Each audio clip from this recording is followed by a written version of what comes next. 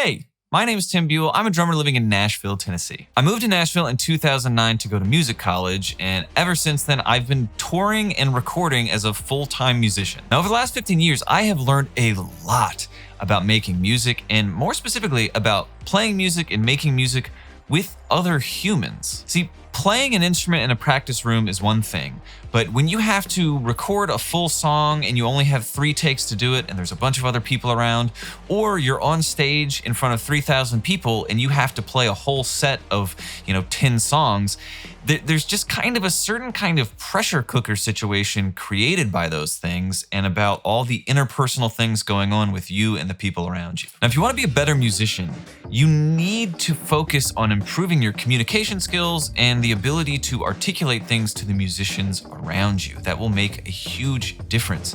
But this stuff isn't often talked about because it's kind of hard to articulate these ideas and also demonstrate them. That's exactly why I invited over 2 of my favorite musicians ever. On bass, we have my friend Steven Wilder, and on guitar, we have my buddy Kyle Turco, and both of these people have been making music professionally for over a decade. In music, drums, or whatever instrument you specifically play, that's just one tiny part of the overall musical picture. So I had these guys come over to my studio so we could talk about music in a more kind of contextualized way and in a really candid and kind of real way. Now, this is going to be part 1 of a 3-part series I'm going to do about making music with other people. And today what we do is we start with a fully improvised piece of music where we talked about it for under a minute. And then we played this piece of music, and it was the first thing any of us had played on our instruments.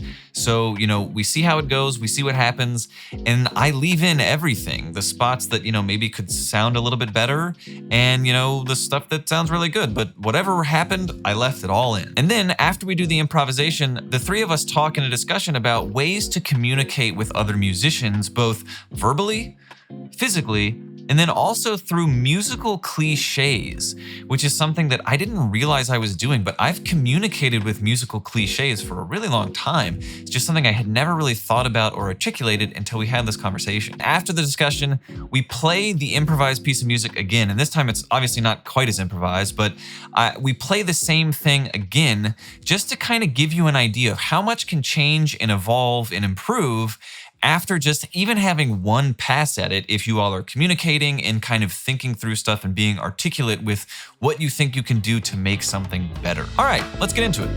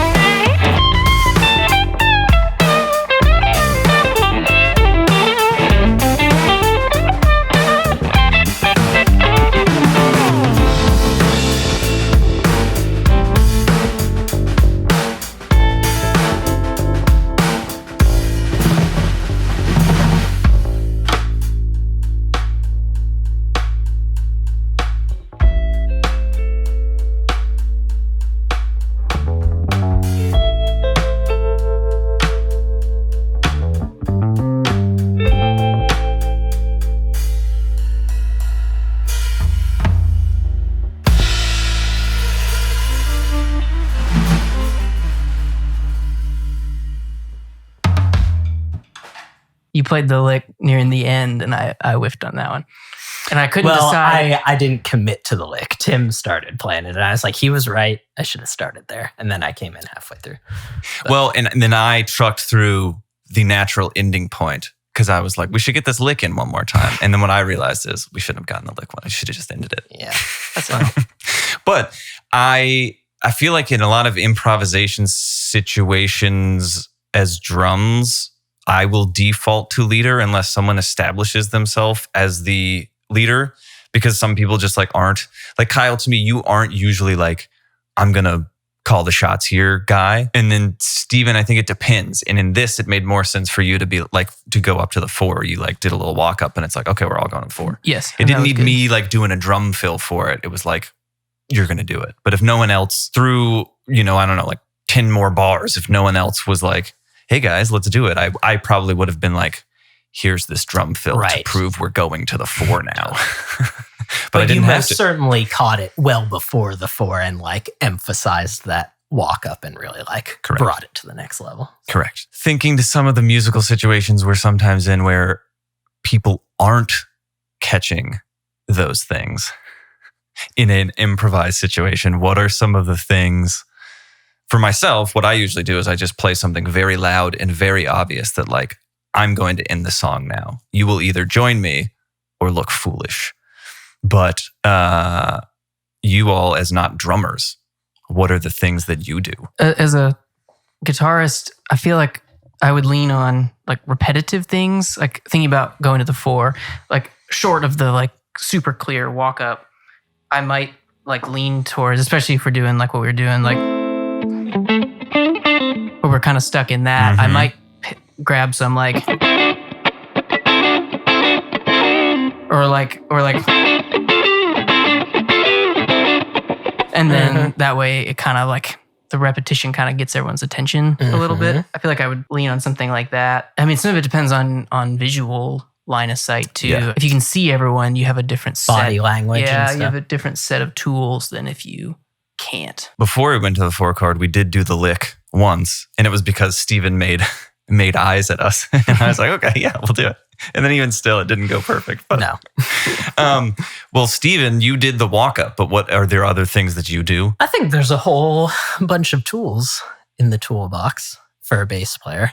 So certainly just like rhythmic intensity kind of things, like move into like a super driving 8th note thing if you've been like doing a kind of syncopated groove. I feel like that's potentially like an underappreciated thing because everyone talks about bass players and drummers like locking in always with like whatever syncopated kick rhythm is happening. You then have that extra layer of like drive showing where you're taking it up an extra level by like just driving 8th notes and not ignoring, but you drive 8th notes and let them keep playing the groove. But also, so there's rhythmic ideas. There's also like register by like sliding up to a higher octave and like having some more harmonic movement and adding some licks in and stuff like that. But I think it kind of just depends on the scenario and like utilizing cliches. I feel like bass player, every instrument I guess has their own set of like cliches that everyone recognizes. But the one that I played, that chromatic walk up to a 4 in any kind of like bluesy rock kind of scenario, people are going to recognize what's happening with that. Cliches are a good word for it. Cause like for me, if I was going to end a song, it would be here, watch your talkbacks. We'll play an undetermined amount of bars. And then the goal will be I play something to where we all end on the same beat 1. Okay. Right on. Let's see if I can do that. Are we playing the same? Yeah, generally, yeah.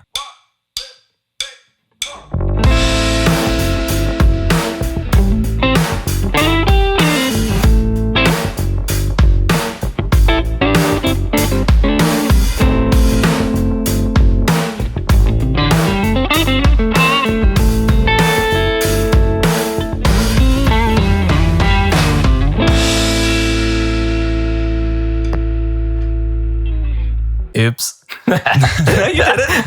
You did it. Wait, you ended. Didn't know we were slowing down. Oh, yeah. Well, I didn't either until I did it. But as long as we all knew which downbeat it was supposed to be. Correct. Right?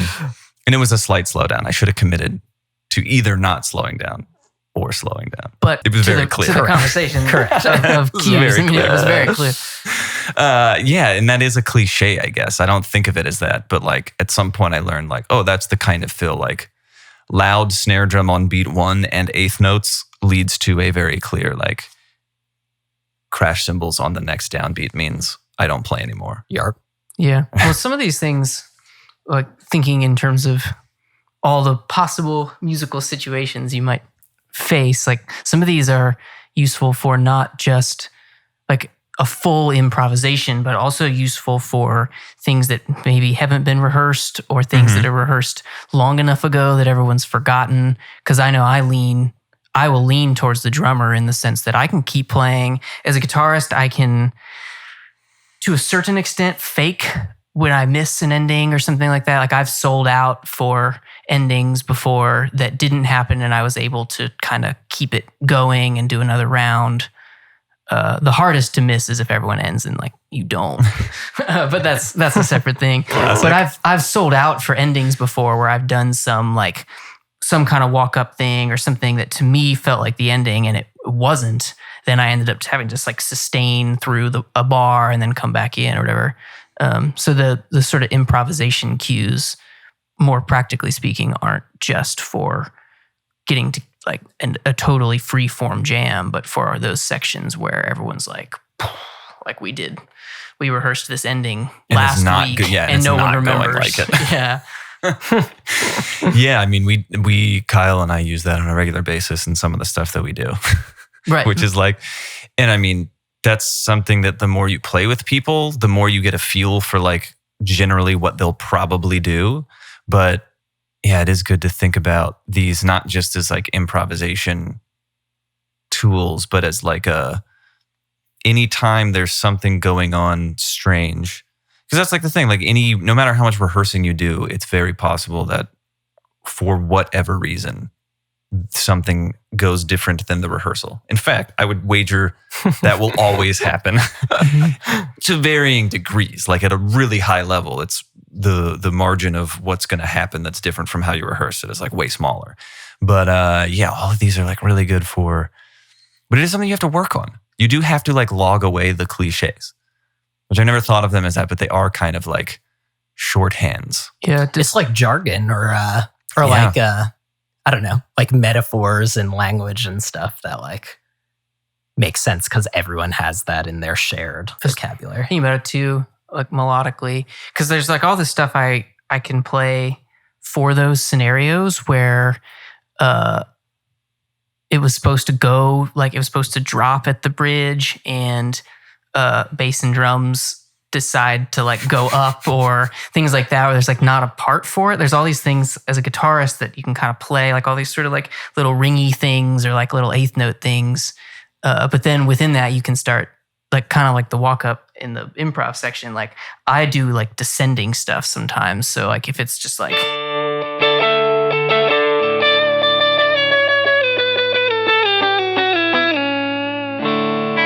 that kind of stuff where it's not necessarily the most creative musical, but it's clear where it's headed. It's a very obvious direction that it's going. Yes. So someone can just grab it and be like, this feels like an ending, and the drummer can then come in with any of those cues, that kind of thing. Like when you haven't rehearsed how many times you're doing the progression at the end or that kind of thing. It's not the most creative, but it is musical. Like any good melody is like somewhat predictable in that once it is going in a direction, you're like, I can probably guess like where this is going. And I feel like that's something that I feel like a lot of drummers are like, in the outro of the song, I always get lost. I know. And I'm like, well, do you know what the like riff is? Or do you know what the progression is? Because it becomes way clearer when would be a natural place to end and when it wouldn't. And I feel like a lot of times when there's confusion for me when I'm trying to like end a song because we haven't exactly planned out how the outro goes, it gets weird if like I'm not paying attention to the progression or the guitar riff and they're like, you ended it like in the middle of the right. thing. Because you might get, exactly. You might give the most clear, obvious, helpful cue ever. But if it's going to be in the third bar of the 4-bar chord progression that I have in my brain that I'm locked into, it's going to be very hard for me to be like, wait, are we actually ending? You're telling me we're ending, but like. And that's like part of the jargon or whatever. It's like understanding. And that's what I'm always telling so many people is like the more musical context you have in your world, the better off you'll be, because you're not going to be, everybody's like, do you count bars when you're playing? It's like, no. And not unless I'm like sight reading and it's like complicated and I don't understand the musical context. But if I do, like if you're playing like Back in Black by AC/DC, like I don't need to count bars. Like the guitar riff is the most like singable thing ever. And like, every time it comes, or like I don't have to try to count bars to when to do the, like I don't have to count bars to do that. Like I know when it's coming because I know the guitar riff. So I feel like that often really helps. Like whatever your instrument is, know what the other instruments do. And that way, when you do the little walk-up thing, I'm like, oh, he probably wants to go to the 4 chord now because he's doing a thing that would go to the 4 chord. Right. It's also like a trap on easier songs, I guess you'd say, or songs that you're prone to not fully rehearse when you're staring down an hour of music and less than an hour left to rehearse or that kind of thing, and you get into that spot where you say, oh, we know this one. Like, oh yeah, that's the feel on that one. That sounds good. Like let's hit the next one. That I think of that as where it comes up a lot, where or in pop music where it maybe doesn't have extensive pre-written guitar licks, that kind of thing, where it is just like a chord chart. Mm-hmm. And now you're faced with interludes that don't have parts, or you've got that kind of thing. If you're playing and there's not either tracks or there's not defined musical lines. Because when you play really hard music, you don't necessarily run into these issues because if you didn't rehearse it's a train wreck. And if you did rehearse it, there's no ambiguity. But it's these sort of like, oh, we know this one, let's do the next one kind of songs where that stuff comes up a lot. Which brings up, we'll close on this and then we'll do one more improvisation because I feel like now that we're warm, it'll go different. But at Bugs Bob, shout out Bobby Chase. He asked, do you like when things are more loose, off the cuff, improvised, or rehearsed, polished, precise? And that's like a little bit of what you're talking about. And I think I can do either, but everyone has to be decided on which is what. Like the worst thing is like in a studio scenario or a live thing, even if like you're saying like, hey, we're going to go play this song, but we don't need to rehearse it. It's like, well, but we're not going to improvise this song. So at the very least, can we talk the chart down? Or it's like, let's just make it up as we go, but let's not like try to do a weird middle thing where we don't talk about it, but we also want it to be a very specific thing. Yes. It's hard, especially being in a sort of music industry town where you have a lot of people that are actual professionals. You have like real money being passed around on things where rehearsal is money, that kind of stuff. I know that a lot of times here, the inclination is to not rehearse and stuff. And it's cool, and it's really cool to play with people that are technically so good that you can get away with a lot of that stuff. But I finally hit a point after playing enough things for enough humans in the audience that were barely hanging on. I kind of started to go the other way where I would just rather rehearse and sound better. Yeah. Than get by with everyone's talent. Yeah. It's not always possible because the drummer's meeting you there and you've never met him before, or those kinds of things. Like sometimes it's just not possible, but I do kind of feel like I would rather, at this point, I'd just rather rehearse and like know sometimes than be in those situations where everyone's good enough, but it's and yeah, obviously it's so also just dependent on the gig and the song and the context. And like, yes, to your point, Kyle, I liked as a rule to be as rehearsed and polished and precise as you can, and to use the beauty and the energy and the like captivating element of like really improvised, like playing off of each other, organic, natural things, just like using that very intentionally. So like, yeah, if there's gonna be an open saxophone solo and you've got some killer tenor sax player up there, like perfect time to be like, hey, let's like really stretch out and we can, take our time with this and and just see where it goes. But like, I don't know. I just think you articulated it well of being like intentional about like communicating with the band of like, what are we going for here? And not like being like, oh, it's just cool for everything to be very improvisational and loosey-goosey when like really the song and the context probably calls for some structure and some precision.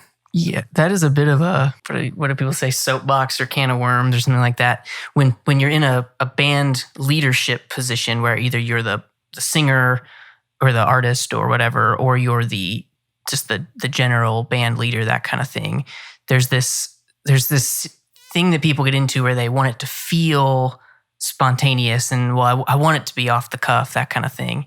And I'm always... that scares me whenever I hear that kind of stuff, because I just don't necessarily think that turns out the way you want it to, especially in front of people. Like, I don't necessarily want to either go to a concert or be playing for an audience of people and have stuff be truly off the cuff. Like, I don't necessarily want to watch that, and I don't necessarily want to do that unless that's the attitude, like going to a jam band or going to a jazz type thing where that's an expected component. Yeah. Again, I think it's all about like setting the correct template for people to follow, right? Because like Steven's saying, even if you're like, hey, tonight we're playing this song, when we get to the sax solo, let's get crazy. Let's just follow it where it goes. That's totally fine. And you can still do that and be like, but then to go to the final chorus, so-and-so plays blah, blah, blah. And you're like, okay, cool. And then everyone can just totally get lost for however long the 12-minute tenor sax solo goes. Right. And then there's a very clear cue. And then it's like, okay, now we're back to like the thing. Yeah, I think we're on the same page. Like, no one sounds better with less rehearsal. It's just like not a thing. Right. But if you don't have rehearsal, even if you're planning on improvising things, you can still be very clear with like, where is like, we're playing the form of the song, where we're totally improvising, where, hey, let's like let this room, the space breathe a little bit. But instead of all of us trying to just cram some stuff in or whatever, like Kyle, right there, you take a little minute to like give a little something, or so, you know what I mean? Like, just a thought to throw out there. Okay, he's got a thought. Would it be cool to play that one a second time? Yeah. To illustrate like, Let's do it. Typically true improvisation, just making it up, doesn't rock the first time, but showing how quickly it can. Yeah, I like that. Yeah. So what we're going to do the same improvisation again. And now that we've talked about improvisation and we've also had one chance to somewhat successfully, but also with room for improvement successfully, played this little thing. We have the little riff. We know what key we're in. We know at some point we're going to begin and end on the riff. And at some point we're going to go to the 4 chord.